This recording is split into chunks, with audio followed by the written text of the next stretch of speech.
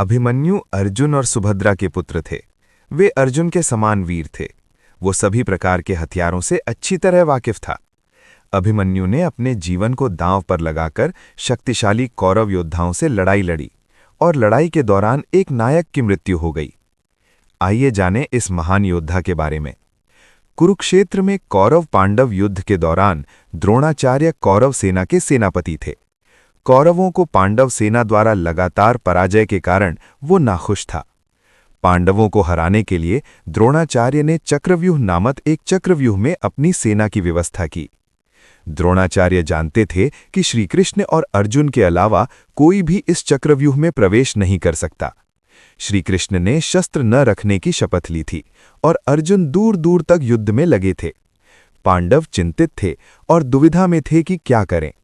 अभिमन्यु आगे आया और युधिष्ठिर से कहा, तायाश्री, मुझे अनुमति दो, मैं चक्रव्यूह में प्रवेश कर सकता हूं। युधिष्ठिर अभिमन्यु की बहादुरी और कौशल से वाकिफ थे, लेकिन अनुमति देने के लिए उनके पास कुछ आरक्षण थे, क्योंकि अभिमन्यु बहुत छोटा था। जब चिंतित युधिष्ठिर ने अभिमन्यु को ऐसा करने से रोकने की कोशिश की, तो बहादुर अभिमन्यु ने युधिष्ठिर से कहा कि वो उसकी चिंता न करें। अभिमन्यु के आग्रह पर उसने अनिच्छा से अपनी स्वीकृति दे दी। उस समय बहादुर अभिमन्यु केवल 16 वर्ष के थे। युधिष्ठिर और अन्य पांडवों से आशीर्वाद लेने पर अभिमन्यु कौरवों द्वारा स्थापित चक्रव्यूह में प्रवेश कर गया।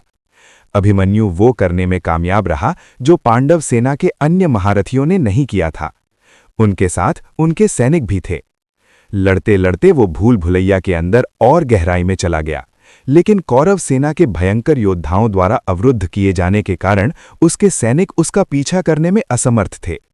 इस बात से अनभिड्य अभिमन्यु आगे बढ़ गया और रास्ते में उसने शत्रु सैनिकों, हाथियों और घोड़ों का वध कर दिया। द्रोणाचार्य और अन्य योद्धा बहुत परेशान थे। कौरव उसके साहस को देखकर चकित रह गए। अंततः कौरवों ने अभिमन्यु पर हर तरफ से हमला करने का फैसला किया। इतने सारे कौरव योद्धाओं ने जवान लड़के को घेर लिया और उसे आत्मसमर्पण करने के लिए मजबूर करने की कोशिश की, लेकिन अभिमन्यु नहीं माने और अनुकरणीय साहस के साथ उन सभी का मुकाबला किया। अभिमन्यु लड़ते लड़ते बेहोश हो गया। उस स्थिति में दुशासन ने उसे अपने क्लब से मारा, जिससे अभिमन्यु की मृत्यु हो गई। शक्तिशाली कौरव योद्धाओं को पीड़ा देने वाले युवा अभिमन्यु की वीरता से मृत्यु हो गई। जयद्रथ ने बेशर्मी से अभिमन्यु के सिर पर लात मारी। जयद्रथ के अभिमन्यु की लाश को लात मारने के अपमानजनक व्यवहार से पांडव क्रोधित हो गए थे। अगले दिन सूर्यास्त से पहले अर्जुन ने तुरंत जयद्रथ को मारने की शपथ ली।